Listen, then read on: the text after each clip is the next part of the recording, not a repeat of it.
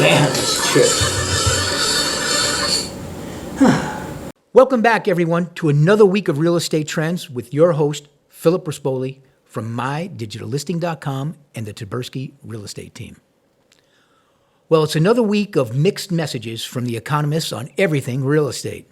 I've got to tell you first, Jennifer and I work in the field every day. Jennifer with buyers and myself primarily with sellers, investors, and those looking to rehab the existing homes and the homes they just purchased. So we are not celebrity office-sitting economists asking each other questions about the data they collected and then writing articles of each other's opinions. Honestly, I sometimes think some of these people never get into the field. Reminds me of some of the engineers I worked with in the tech business who built products no one ever asked for and then wondered why they didn't sell. Or provided features no one ever asked for, but then the engineers thought were cool and slipped them in to the product anyway. I think some of these economists have been in corporate office way too long. If you do that, you lose your edge of what's really going on at the street level. I know. It happened to me once when I stayed in corporate a little bit too long and lost touch of really what was going on in my field. When I realized it, I went back into the field, reacquainted myself with my business, and I never looked back or went back into corporate life. And that's my point.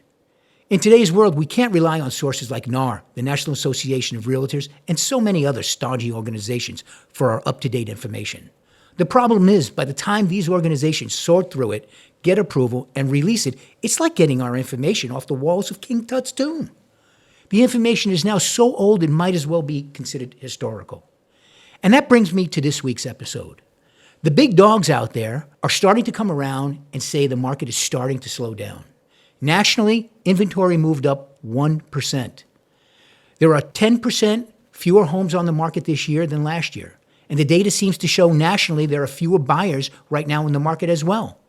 This week in 2023, there are 63,000 pending homes, and that's 11% less than this week back in 2022. Clearly, the 7% plus rate is putting enough pressure on people not to sell and not to buy at a stronger pace than anyone ever thought at this moment in time. Contrary to the market noise, housing pricing has been steady the last 4 weeks nationally, and new listings to the market has ticked downward ever so slightly, not upward. The latest home sale prices nationally this week dipped below last year's sales prices.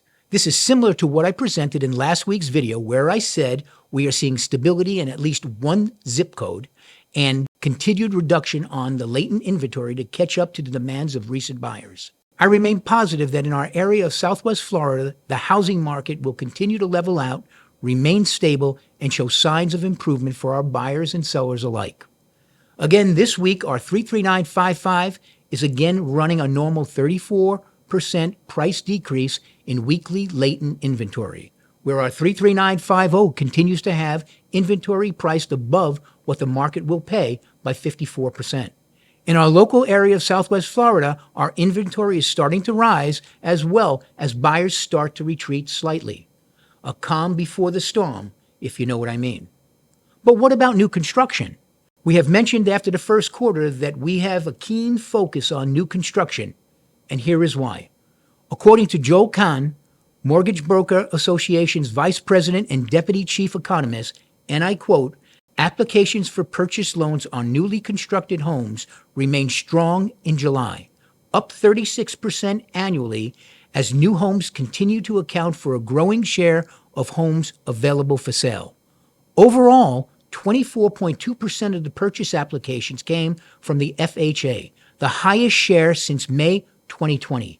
FHA is a popular option for first-time buyers, and more first-time buyers are purchasing new build homes, and here is why. New construction is a lot less expensive than resales for the first-time buyers right now. New builders are offering the following for new homes: lower pricing than 18 months ago during the pandemic days, buy downs on interest rates, 5.25% or 5.75%, closing incentives of $10,000 to $15,000 or more, upgrades. With low inventory of resales, new construction is not just good, but a great alternative. But can it last?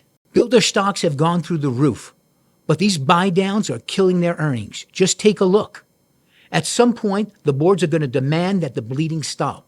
When it does, so will the sales. At that point, either the interest rates have to come down to the magical 5% to stimulate the market, the builders have to continue to do buy downs, or the economy magically has to get amazing while the fight for the 24 elections continues to rage on. At this point, your guess is as good as mine. All I know is we have a funnel of pendings and Jennifer has a funnel of buyers she is working. I have a funnel of brand new listings coming to the market, and we have some really nice renovations getting ready to start. Our optimism has never changed, so let's go. Give us a call, 941-219-5659. Reach us at mydigitallisting.com or myheritagelandings.com. Like, share, subscribe. We love you. We'll see you next week.